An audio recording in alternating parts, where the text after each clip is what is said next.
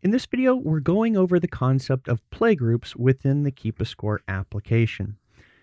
Playgroups are used in KeepaScore in order to facilitate one of the most popular formats requested by players when playing within an open play type of situation where you're playing a round robin, and that is every player plays with every other player in a round robin. Now, the way that KeepaScore facilitates this is not through a fixed format. In fact, the fixed formats are typically going to be used within a tournament, you're going to be playing a bracket, and so forth. The default method or the default format for KeepaScore is this default of playgroups. Let's go over how this is covered. The first setting that you're going to want to make, which can be made on the event, go watch the event settings video, or can be made here, is whether you're playing a single game or best of three. In most all situations where you're playing each player plays with all other players in a round robin style, a single game is usually sufficient, and that's what you're going to do. Now, a round robin is nothing more than each player is going to have a total number of games that is one less than the total number of players. So if you are playing a all players play with all other players round robin, and you have 4 players playing in a group, that means there's going to be 3 games. If you have 5 players in a group, that means there's going to be 4 total games. So when we look at this from the standpoint of capturing the data, we do not need teams in order to play a round robin, all players play with all other players. Taking a look at the event, when I select on the events and we go to that event, we have the playgroup settings. That is the option that we see on screen right here. As stated, the default setting is all players play with all other players, and it's simply how you capture the data that matters in terms of being able to get the statistics to see who's going to advance to other rounds. Now, you can use numbers if you wanted to use numbers 1 through 9, etc. You can use team icons, which is not typically used. None is never going to be used for a all players play with all other player round robin. My suggestion is just use the default. Now, the way that this works is playgroups are simply just using an icon to group a collection of games. We can see how easy this is. Without teams and without a format, all we need are participants. We have all of our players. We have, in this case, 16. So let's say that we're breaking these players up into 4 groups of 4. We have 4 courts. We're going to send 4 players off. Each player is going to play with each other player, and players can pretty much figure this out for themselves. But when you're going to capture the scores, for each of the courts that are being played, they're simply going to select an icon. So for example, and you can let the players decide, or you as an administrator can decide yourself. It depends on whether you're allowing KeepaScore to allow players to capture the scores for themselves, or whether you are organizing the event and doing the data entry yourself. So let's say court 1 are all going to be the butterflies. You're simply going to add your players. Let's say we've got, I'll go with the first 4. Asa, Dion, Jose, and Kitty. So there is our first game being captured from the first group. We simply enter our scores, 11 and 8, and we lock that game. So then we have another group. They're playing on another court. So they come, or you're simply going to click the plus that we have right there, and this other group is going to use a different icon. Let's say they're going to be the Wolves. Well, when the Wolves are playing, we're going to play the other 4 players. So let's say that's Lee, Marianne, Nancy, and then Patricia. So this other group of players is going to be playing with each other, and let's say we'll put in a score of 11-7 right there, and we'll lock that game. So that original group of players, which were playing under the butterfly group, they're simply going to come in and capture a new game. They're going to capture that under the same icon. They are still the butterfly group, but they have switched such that they are playing with different players. So in our first game, we can see that we had Asa was playing with Dion, but in this particular case, he's already played with Dion. So now he's going to play with Jose. And we're going to put Kitty playing with Dion. So we can see in this scenario what we have clearly on screen is we have started to capture a round robin. All players play with all other players. So in this case, because there's only 4 players, you're going to have 3 total games for all players to play with all other players. So we would have one more butterfly game. I'll go ahead and add that in, and then we'll take a look at how we use the stats in order to see who are the winners and who are the losers and how we advance them. So let's use our statistics in order to advance or move players to another reordering or another regrouping where all players are going to play with all other players.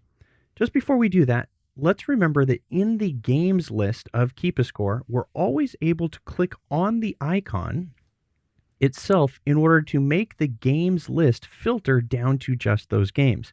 For example, I can see right here in the Wolf group that I'm missing one game. I need to know which players play with which other players because each player is only going to play with each player once. So I can see right here that Nancy has played with Marianne and with Patricia. So I'm going to start with Nancy, and I'm going to say Nancy has played with Marianne, but she has not played with Lee. So we are going to specify that Nancy is playing with Lee, and we can see now quite clearly that Nancy has played with Marianne, Nancy has played with Lee, and Nancy has played with Patricia. Nancy is not going to play with Nancy. She can only play with the 3 other players. So we have our 3 games, and I simply just need to add the other players. Now again, players figure this out for themselves when the groups are small enough. This is when you have a group of 4 players or a group of 5 players. Once you get to a group of 6 players, it's better to divide it up in a different way. This is typically how you're going to play a round robin where every player plays with every other player. So I believe I need Marianne in this particular case, and then my 4th person is not Nancy, but it's probably Patricia right there. And we'll go ahead and enter in the scores right there. So at this stage, we need to know, we'll lock the game, and we'll go ahead and click continue. When it says that there's a duplicate entry, notice that this is just giving you a warning that says these 4 players have already entered a score that is exactly the same. It is possible that you have a duplicate score. In this case, it's completely legitimate, and we can see that by looking at the games list. So we go ahead and click continue, and it will lock the game. I click my filter, and I click to unfilter. So let's say, for example, I want to find out in the butterfly group who was the highest point earner. That can always be seen in the statistics area. Now, because we are not playing with teams in this particular event, there will not be a team's stats. It will only be available if teams have been assigned. If you're going to play a all teams play all other teams round robin, not where you're rotating partners, then that's going to be a different type of event. Clicking on the player stats, this is where we're able to pull everything out. Now, in our event, we have 16 total players, but we only want to see the statistics for the group that was the butterfly. That is always solved by simply selecting the playgroup option up at the top of the stats. You are always able to filter out based on any group. So if I filter down to the butterfly by just looking at those games, what I'm going to have as an additional option is the ability to see the stats just for these games. So by doing this, I'm going to be able to click on this, and we can clearly see that Asa Gampong is the point winner, actually Asa and Kitty, because their total points right here, player points, which it's sorted by, is evident.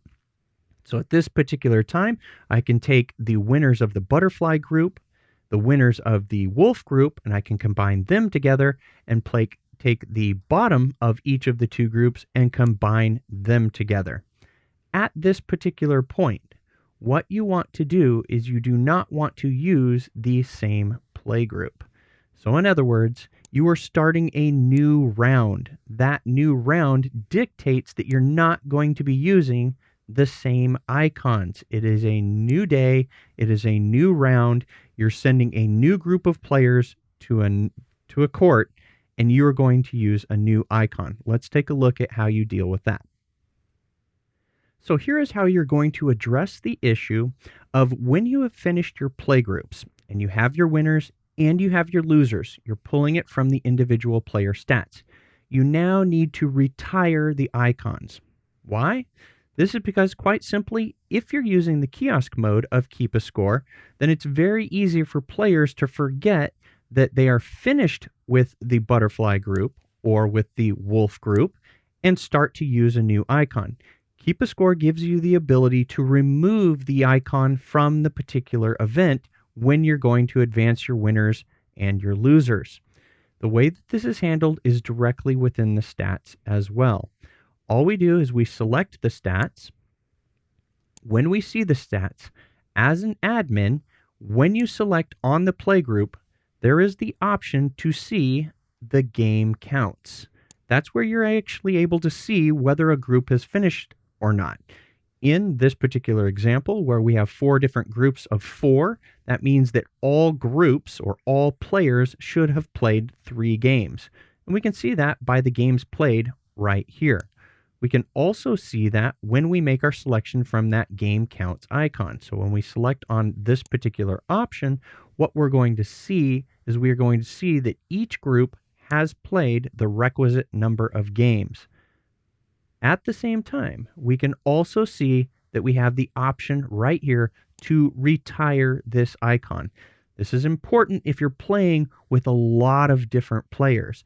And KeepaScore can manage if you have 6, 8, even 10 courts.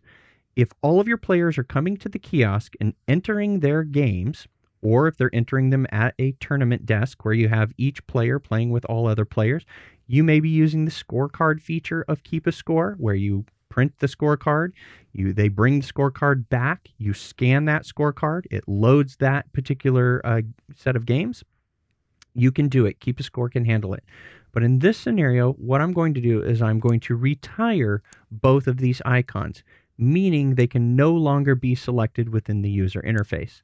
Now, again, this really only applies if you're using KeepaScore in the context of its kiosk mode abilities. But now when I click the plus sign, what you're going to see is that those options are no longer available. The butterfly nor the wolf can be selected.